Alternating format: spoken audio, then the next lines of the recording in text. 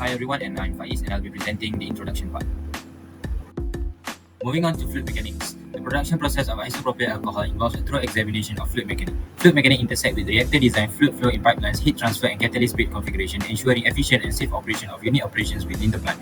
This project delves into isopropyl alcohol delivery strategies, energy loss consideration, and equipment selection, emphasizing the critical role of fluid mechanics in optimizing transportation and plant design. From meticulous pump and compressor selection to designing piping system for uniform reactant distribution, fluid mechanics underpins the establishment of an efficient isopropyl alcohol production facility.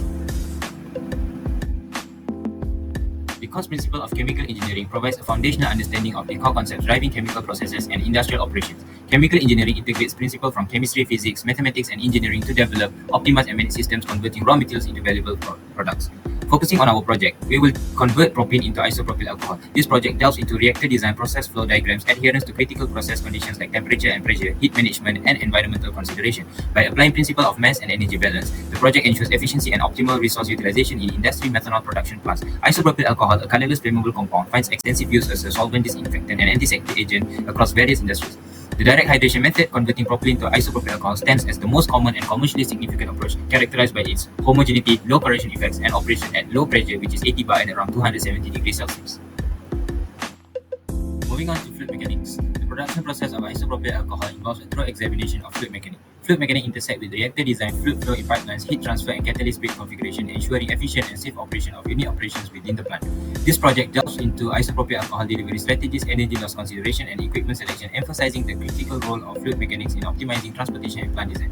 From meticulous pump and compressor selection to designing piping system for uniform reactant distribution, fluid mechanics underpins the establishment of an efficient isopropyl alcohol production facility.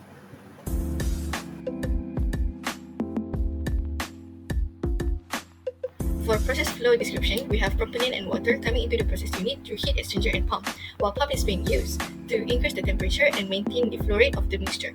Then, they are mixed into the mixer. The mixture then going to the reactor and then the distillation tower. This is when they are separated based on their different boiling points. As you can see, at the end of the process unit, we have two separators. So the first separator utilizes the difference in density between propylene, isopropyl alcohol, and water. Propylene being have the smallest density compared to isopropyl alcohol and water, it will come up to the upper stream, while water and isopropyl alcohol will exit from the lower stream. The second operator, which is separator, it offers additional level of purification, which also separate the mixture due to its difference in density. Since water is less dense than isopropyl alcohol, it will exit through the upper stream, while isopropyl alcohol will exit through the lower stream and going into the mixer, then to the storage tank.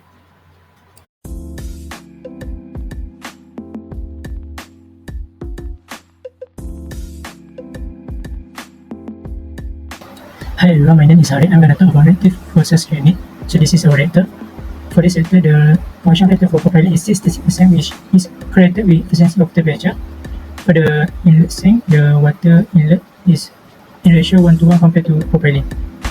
So for material balance calculation, this is formula that we use to calculate mole flow rate, mass flow rate, and mole and mass fraction.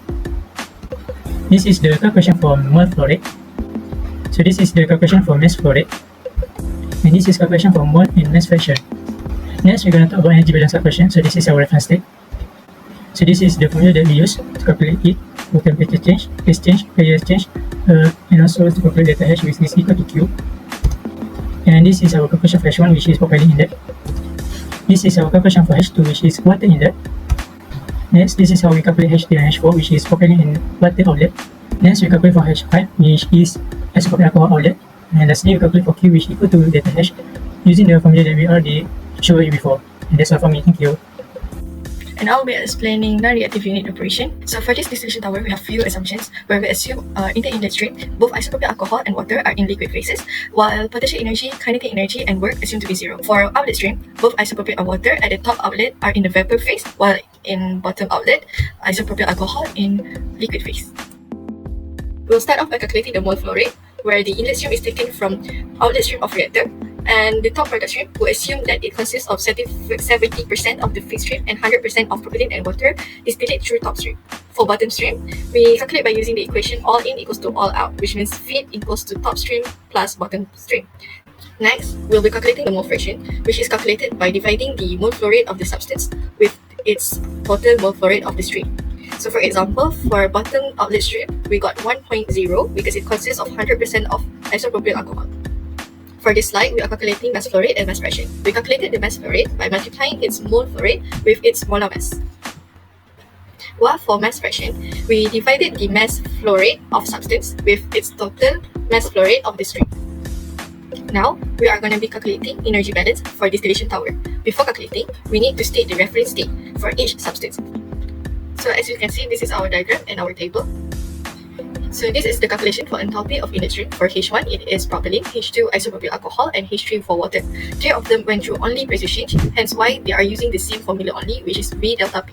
Next is the enthalpy of top stream, where H4 indicates the propylene, H5 isopropyl alcohol, and H6 is water. H5, it went through pressure and temperature change only, where H5 and H6, they went through three changes, which is temperature, pressure, and phase change. It went through from liquid phase to vapor phase. Next is bottom outlet stream, which is isopropyl alcohol. It went through temperature and pressure change only, which means we have to use integral CPDT and V delta P. However, for this substance, as I forgot to mention, we use table method instead of integral CPDT. So for final calculation, we use the open system formula. However, from the beginning, we have assumed that kinetic energy, potential energy, and work is zero.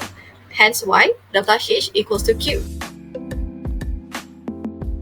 Hello, my name is Amrita Kaur and I'll be recording for Chemical Engineering Fluid Mechanics. So, what I did was, I divided the process flow diagram into 6 sections and I labeled the length of the pipe for each section. Since I used a 2-inch Schedule 40 pipe, I used the inner diameter of the pipe to calculate the area. Using the mass flow rate, I found the area using the respective densities. In order to find a mixture's density, I took the mole ratio of the two and I found the average density. Once the velocity is found, I can find the Reynolds number. And this flow turns out to be a turbulent flow in all streams.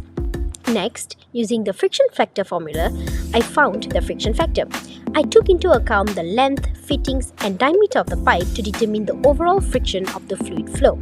And once that is done, the change in height and friction is added into the Bernoulli equation to find the change in pressure. Thank you.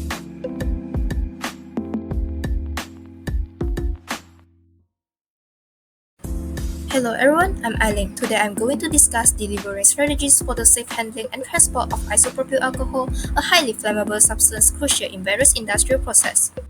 To transfer isopropyl alcohol from the mixer to the storage tank, we employ a centrifugal pump, gate valve, and two 90-degree elbows. This pump provides the necessary force to move the alcohol from a lower elevation to the storage tank located 3 meters above. Additionally, a gate valve is utilized to control the flow, minimize the blood flow, and ensuring safety. This is the characteristic of the pipe and the storage tank used. For the pipe, we use the commercial steel pipe Schedule 40 2-inch. For the tank, we use the dimension of 4 meter diameter and 8 meter height. Finally, let's delve into the calculation of the pump powers to determine the volume of isopropyl alcohol produced per day and volume of tank to be used. This is the assumption that has been made. Firstly, we calculate the Reynolds number to determine the characteristic of the flow. Next, the friction factor to calculate the friction loss. By using the Bernoulli equation, we can determine the ideal work done by pump. Then we can calculate the actual pump power by using the formula. The actual pump power needed is 57.24 watts.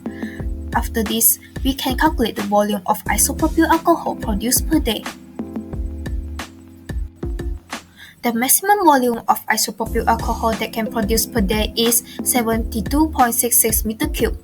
In conclusion, by utilizing appropriate equipment such as centrifugal pumps, gate valves, and robust pipelines and storage tanks, we can minimize risk and maintain efficiency in production process. In conclusion, this project has provided valuable insights into the production of IPA by highlighting the connection between fluid mechanics and PCE. It leverages all the methods as well. Chemical engineering principles are pivotal for optimizing operational efficiency, safety, and environmental sustainability. Through deliberate integration of fluid dynamics, mass transfer, and thermodynamics, we got a robust foundation for industrial application. Fluid mechanics plays a pivotal role in optimizing transport and equipment selection. Overall, this project underscores the significance of PCE and fluid mechanics in industrial practice, providing a comprehensive framework for IPA production.